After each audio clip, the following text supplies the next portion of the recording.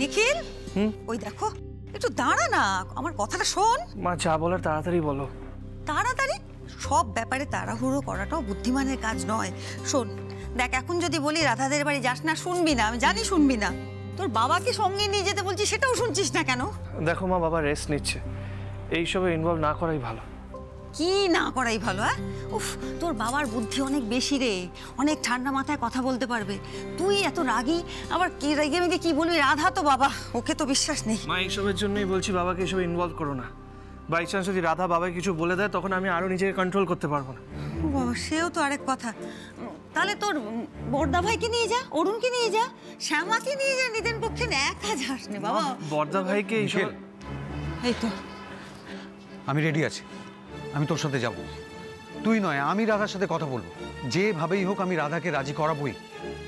মোট কথা, কৃষ্ণাকে আমরা ফেরত আনবই।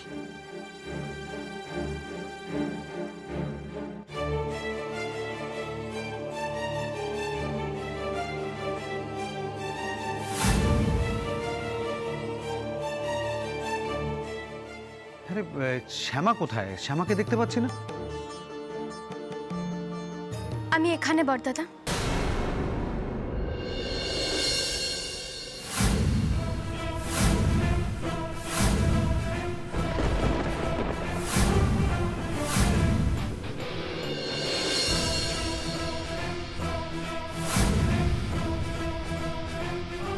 কি? হ্যাঁ, সব কি বুঝতেই পারছি না তো। কি ব্যাপার কি তোর? এইসব পড়েটোটা কোথাও বেরোচ্ছিস নাকি?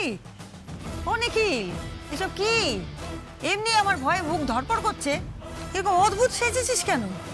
এরকম সেজে গুজে কোথায় যাচ্ছিস? কোথাও যাচ্ছিস নাকি? হ্যাঁ মা। কোথায়?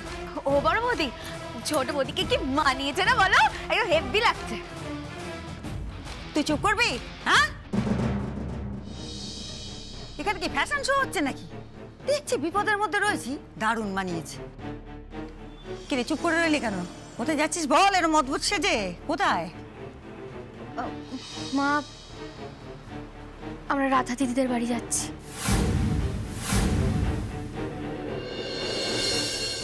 সে রাধাদের বাড়ি যাচ্ছিস বুঝলাম, সে তো নিখিলও যাচ্ছে, ওর সঙ্গেই তো যেতে পারতিস। তুই এরকম অদ্ভুত সেজে কোথায় যাচ্ছিস ঠিক করে বলতো? হ্যাঁ মা, তোমার ছেলেরা যদি আঙুল সোজা করে ঘি তোলার চেষ্টা করেও না পারে, তাহলে আমি যাতে আঙুলটা বেঁকিয়ে ঘিটা তুলতে পারি।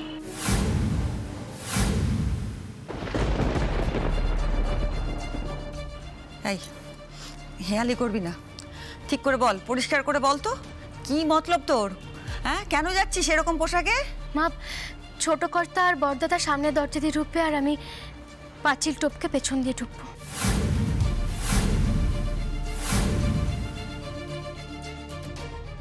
কি সব বলেছে কথা? হ্যাঁ, এই সব মতলব তোর? পাঁচিল টপকাবি? হ্যাঁ, কেন রে, কেন? দেখ, আমাদের বাড়ির মেয়ে, আমার ছোট দিদি, আমাদের মনে হয়েছে ওখানে ওর থাকাটা ঠিক নয়, বা আমরা ওকে নিয়ে আসতে চাই। এতে কোন আইনে আটকাবে বলতো? কেন এসব করছিস লুকোচুরি? মা, তুমি বুঝতে পারছো না, ওরা কিন্তু ভালো মানুষ নয়, ভদ্র ভাষায় বোঝার মানুষ ওরা না। মা, এদেরকে সিধে করার জন্য পেছনের দরজাই দরকার। কারণ আমার কিন্তু একবারের জন্য মনে হচ্ছে না যে রাধা দিদি এত সহজে কৃষ্ণাকে ছেড়ে দেবে।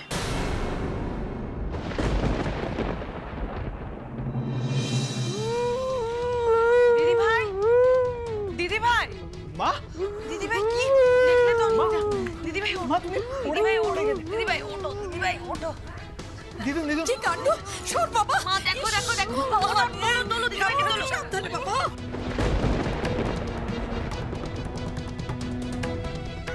লজ্জা করে না? বুঝতে পারছো না এই সব কিছু কার জন্য হচ্ছে? খবরদার বলে দিচ্ছি, ওই ঘরের দিকে এক পা তুমি এগোবে না। দেখলে তো অনি বেটা, আমি এই একটা জিনিসের ভয়ে কৃষ্ণকে ঘরে হাঁটতে বারণ করছিলাম। হয়তো দিদিভাই কৃষ্ণের গলা পেয়েছে, ব্যাস রেগে গেছে। এবার তুমি বলো, এর পরেও কি তুমি কৃষ্ণাকে দিদিভাইয়ের ঘরে নিয়ে আসবে? জানো অনিরুদ্ধ, তোমার কাকিয়া না তোমাদের এই সংসারের জন্য অনেক স্যাক্রিফাইস করেছে, অনেক। আজকে দেখো কত কথা তাকে শুনতে হচ্ছে, তুমি অভিযোগ করছো। অথচ অথচ কম দিন তো হলো না আমি কণিকাকে দেখছি। বড় জেদি মেয়ে, একবার যদি কিছু অপছন্দ করেছে আর তুমি তাকে জোর করে সেটা পছন্দ করাতে পারবে না।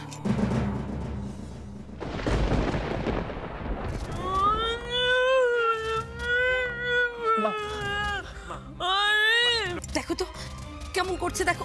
কণিকা, কণিকা শান্ত হও। আচ্ছা আর আর কিছু বলবো না, শান্ত হও। মা লক্ষ্মী মা, আমার এরকম করে না, এরকম করে না, এরকম করলে আরো কষ্ট পাবে তো। মা শান্ত হও, আমি তো এখানেই আছি, এরকম করে। তুমি বলো আনি, এরপর যদি কৃষ্ণাকে বউয়ের মর্যাদা দিয়ে আমরা সবাই মিলে গ্রহণ করে নিই, তাহলে তাতে কি ফল ভালো হবে? যা কষ্ট তোমার মাই পাবে আনি।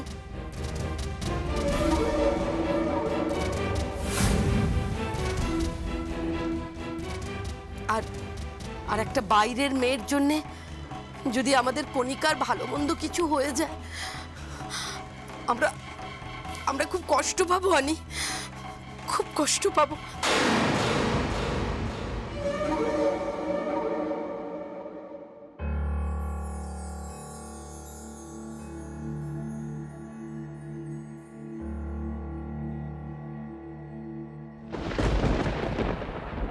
ছাড়বে না বললেই হলো নাকি? কালকে ওর কম্পিটিশন, আজকে যদি না ছাড়ে কি করে হবে? আর আমার মনে ভালো করে বুঝিয়ে বললে ওরা ঠিক বুঝবে। পর্দিদীপ, তোমার এখনো এটা মনে হয় যে আমরা সবাই মিলে গিয়ে বুঝিয়ে বলবো আর ওরা বুঝে যাবে, ছেড়ে দেবে কৃষ্ণাকে? আচ্ছা ঠিক আছে, বড়দাদা ছোট কর্তা তো যাচ্ছে, ওদেরকে বুঝিয়ে বলবে। হ্যাঁ, বুঝিয়ে বলার পর যদি বোঝে ছেড়ে দেয়, তাহলে আমাদের তো ঝামেলা করার কোনো দরকারই পড়বে না। মা মা তুমি এরকম করো না, আমার কথাটা শোনো। দেখো আমি আর রিস্ক নিতে পারছি না মা, আমাদের হাতে তো আর বেশি সময় নেই। কিন্তু রাধা দিদির কাছে এখন অনেক টাকা, ও যদি চায় তাহলে আইনকেও দরজার বাইরে অপেক্ষা করাতে পারে। মা দেখো, ছোট কর্তারা ওদের মতো যাক, আমি আমার মতো করে যাব। আমি পাঁচিল টপকে ওদের ওদের বাড়িতে যাবো মা, কিচ্ছু হবে না মা। দেখো আমাকে যা যা করতে হয় আমি সব করব, কিন্তু কৃষ্ণাকে আমি আনবই। হ্যাঁ হ্যাঁ ছোট বৌদি, তুমি তুমি তুমি তোমাকে যা করতে হয় তুমি তাই করো। আমি বলছি তুমিই পারবে কৃষ্ণাকে ফেরত আনতে। চুপ করবি? দেখছে একে মনসা, তার মধ্যে আবার ধুনোর গন্ধ দিচ্ছে। একে এইসব বিপজ্জনক কথাবার্তা বলছে, তার মধ্যে আবার শোন না, এসব আমাদের দোষেই হচ্ছে। ওটা না বারবার অন্যায় করেছে, বারবার আমরা ক্ষমা করেছি, ঠকিয়েছে আবার ক্ষমা করেছি। এই এই করতে করতে না ওরা পেয়ে বসেছে। ওদের মধ্যে এতটুকু মনুষ্যত্ব বাকি নেই, নাহলে শুধরে যেত না। আর মনুষ্যত্ব নেই বলে আমার আরো ভয় করছে, যদি কিছু করে দেয় তো। না তো বল না। মা আমার কথাটা শোনো, দেখো এখন তো ভয় পেলে চলবে না। আর শুধু কৃষ্ণা কেন মা, আমাদের তো মেসোমশাইয়ের কথাও ভাবতে হবে, বলো। ওনাকে তো উদ্ধার করতে হবে।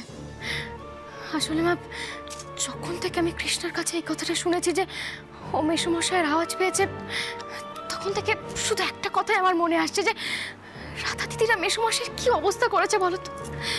আর ওই অত বড় বাড়ি কোন চোরকুঠিতে লুকিয়ে রেখেছে কে জানে। মা মেসোমশাইকে তো উদ্ধার করতে হবে, কৃষ্ণাকে আনতে হবে। আমার ছোট দিদি ঠিক শুনেছে, মানে অলোকের গলায় শুনেছে তো। মা ও তো বারবার করে একটাই কথা বলছে যে ও ঠিক শুনেছে, আর ও যেভাবে বললো তাতে কিন্তু আমারও এটাই মনে হচ্ছে যে ও একদম ঠিক শুনেছে। একদম তাই। আর কৃষ্ণের সাথে কথা বলার পর আমারও সেটাই মনে হচ্ছে মা। সেই জন্যই তো সিগন্যালে সিসিটিভি ফুটেজে মেসোমশাইকে দেখা যায়নি। তার মানে মেসোমশাই বাড়িতেই আছেন। মা এই কারণের জন্য আমি অন্য পথ নিতে বাধ্য হচ্ছি। দেখো ওরা বুক ফুলিয়ে এত বড় অপরাধ করতে পারছে মানে ওদের আত্মবিশ্বাস তুঙ্গে। তাছাড়া রাধা দিদি তো এটা খুব ভালো করেই জানে, ও যদি চায় তাহলে টাকা দিয়ে অনেক কিছুই কিনে নিতে পারে।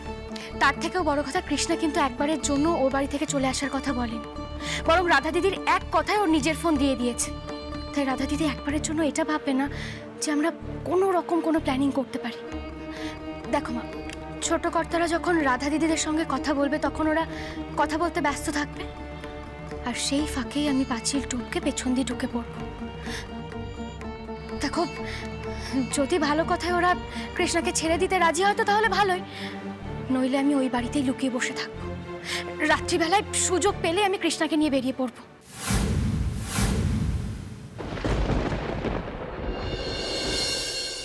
তুমি কখনো বুঝবে না অনি বেটা, আসলে তুমি তো দিদিভাইয়ের এই সময় কখনো পাশে থাকোনি, আমি থেকেছি।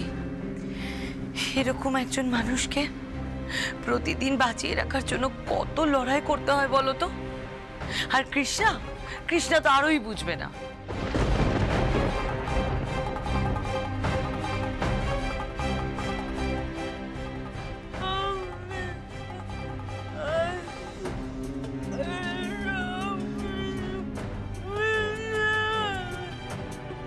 দেখেছো অনি, দেখেছো কৃষ্ণার নাম শুনলেই কিভাবে রিয়াক্ট করছে দেখো। আর তুমি কি বলছিলে, ওর হাতে খাবার আনলে সে খাবার নাকি মুখে তুলতো। কণিকা, শান্ত হও কণিকা, শান্ত হও। থাক মা, অনিবেটাকে বলে এখন কোনো লাভ নেই। ও এখন বিবাহিত, কৃষ্ণা যা বলবে ওর সেটাই সঠিক বলে মনে হবে।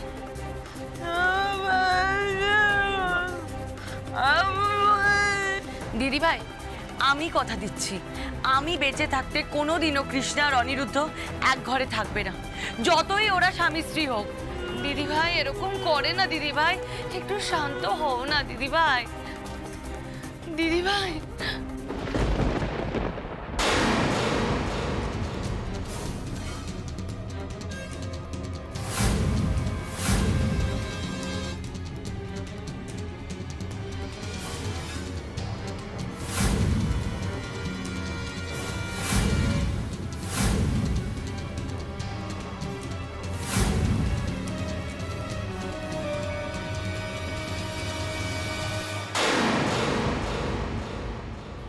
বলছিস এসব? আরে তোর কোনো ধারণা আছে তুই কি বলছিস? তার মানে তুই এতক্ষণ ওই শয়তানপুরীতে বসে থাকবি?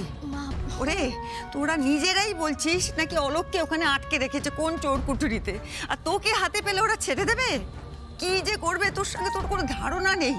আচ্ছা ঠিক আছে, আমি মানছি তুই বুদ্ধির জোরে আমার ছোট দিদিকে বাড়িতে নিয়ে চলে এলি, তারপর হ্যাঁ তারপর যদি আর ঘরে না তোলে, ওকে স্বীকার না করে। মা কেন তুমি এরকম কথা বলছো? আমরা তো বেঁচে আছি, এটাও তো কৃষ্ণার বাড়ি। দেখো মা, আমরা তো কৃষ্ণাকে সামনের দরজা দিয়ে নিয়ে আসতে চাই, কিন্তু রাধা দিদি তো সেটা হতে দেবে না। রাধা দিদি এটা চায় না। মা, আমার মেয়েটাকে তো আমাকে বাঁচাতে হবে বলো। ওর এতদিনের স্বপ্ন আমি কি করে জলে ফেলে দিতে পারি বলো? ওর স্বপ্নকে তো আমাকে বাঁচাতে হবে। এই সব কিছু মিটে গেলে না হয় রাধা দিদির সঙ্গে আইনি লড়াই লড়বো, কিন্তু মা যদি প্রয়োজন হয় তাহলে এই মুহূর্তে আমাদের ছলনার আশ্রয় নিতে হবে। মা, এইটুকু ঝুঁকি আমাদের নিতেই হবে।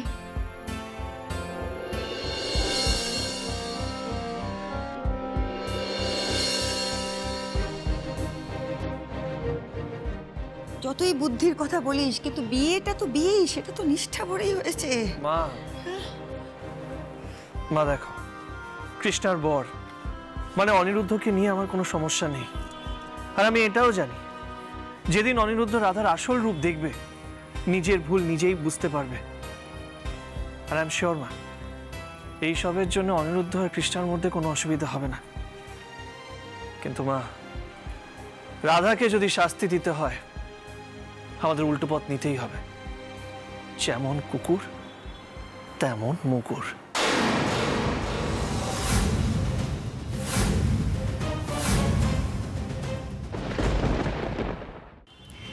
নিখিল, সব ব্যাপারে মুগুর হাতে নেমে পড়া ঠিক নয়। কিছু কিছু সংবেদনশীল জিনিস আছে যেটা ঠান্ডা মাথায়। শোন, একটা কথা শোন, নিখিল বুঝতে পারছে না, তুই তো মেয়ের মা, তুই নিজেও মেয়ে। হ্যাঁ, ও লড়াইয়ের কথা বলছে, বলুক, তুই ভালো করে মন দিয়ে শোন। দেখ, কৃষ্ণার এইটুকু বয়স, তার মধ্যে বিয়ে হয়ে গেছে, এরকম দুম করে বিয়ে হয়ে গেছে, ওর মনের ওপর চাপ সৃষ্টি হবে। ওর বিয়ে হয়েছে, ওকে একটু একা সামলাতে দে না। ওর সংসার ও কিভাবে সামলায়, ওকে একটু একা লড়তে দে না মা। ও দেখ, কয়েকটা দিন দেখ ও কিভাবে সামলে চারপাশ একা বেরিয়ে আসতে পারে কিনা, এটুকু ছাড়। দেখ, আমি দেখেছি মেয়ের মা বাবা যদি বেশি দখলদারি করে না সংসারে, মেয়ের সংসার কিন্তু ভেঙে যায়। আমরা নিশ্চয়ই চাইবো না আমার ছোট দিদির সংসারটা ভেঙে যায়। একটু বোঝার চেষ্টা কর না। মা, আমি তোমার মেয়ের সংসারে দখলদারি করছি না, আমি আমার মেয়েকে রক্ষা করছি। মা, মা, আমার মেয়ে ছোট থেকে একাই সব লড়াই করেছে, তাই আমি খুব ভালো করে জানি ও সব যুদ্ধে ঠিক জয়ী হবে। কিন্তু মা, আমার মেয়েটা তো করুমা বা রাধা দিদির মতো যোদ্ধাদের চেনে না, ও জানেও না যে এরা ঠিক কতটা ভয়ঙ্কর। মা, ওই যুদ্ধে একা জয়ী হতে পারবে না। তুমি জানো, আমার প্রত্যেকটা মুহূর্তে ওর জন্য চিন্তা হচ্ছে, প্রত্যেকটা মুহূর্তে একটা কথাই মনে হচ্ছে, মা, আমার মেয়েটার গলাটা যদি ওরা কোনো রকম ভাবে নষ্ট করে দেয়।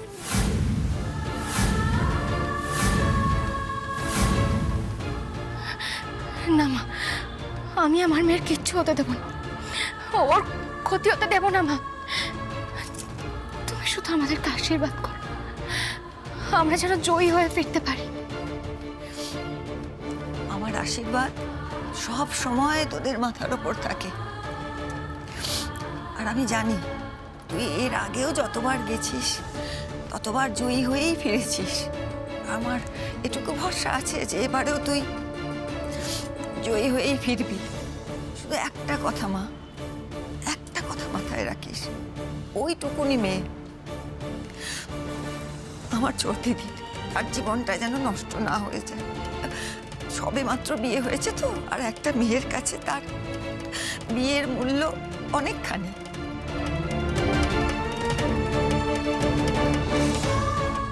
একদম চিন্তা করবে না মা, আমার মেয়ের জীবন এত সহজে আমি কাউকে কিছুতেই নষ্ট করতে দেব না।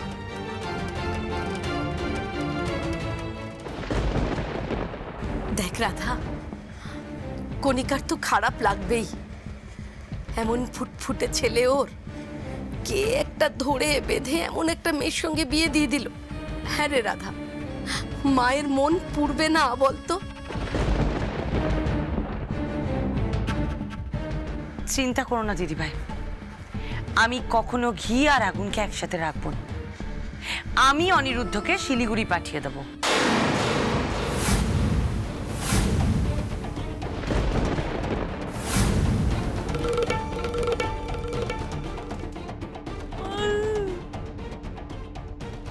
শিলিগুড়ির ফ্যাক্টরিগুলো অনিবেটাকে ভিজিট করতে হবে না?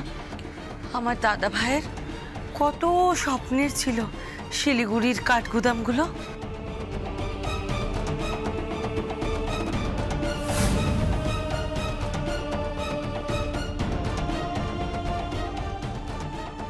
না মা, মা,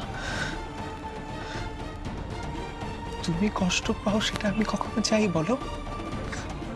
কখনো চাই না। তুমি কৃষ্ণাকে পছন্দ করো না তো? ঠিক আছে, আমি কখনো বলবো না, আমি কখনো বলবো না কৃষ্ণা তোমার কাছে আসুক, তোমার সামনে এসে দাঁড়াক, তোমার যত্ন করুক। কৃষ্ণা তোমার থেকে দূরেই থাকবে মা। মা, তুমি কষ্ট পাও সেটা আমি কোনোদিন হতে দেব না।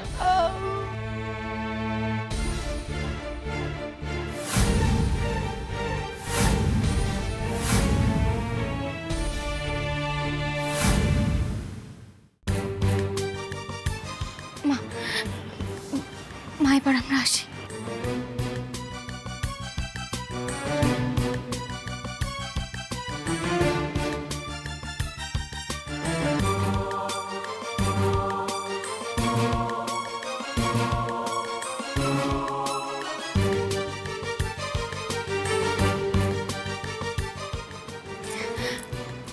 আসছি মা।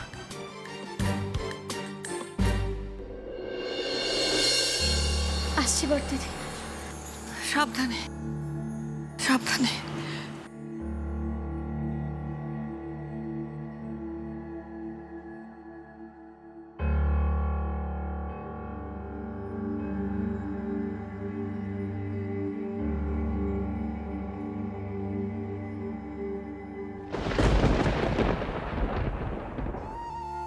কিন্তু মা,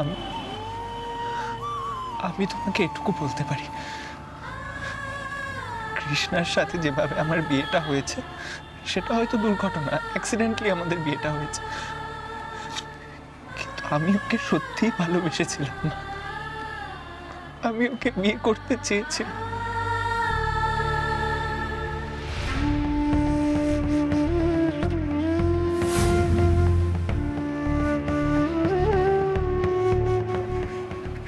কৃষ্ণা খুব ভালো মানুষ মা। আমি তোমাকে যেরকম চিনতাম, কৃষ্ণা ঠিক ওরকমই মানুষ। তুমি বুঝবে মা, একদিন তুমি ঠিক বুঝবে, যেদিন তুমি সুস্থ হয়ে উঠবে তুমি ঠিক বুঝবে।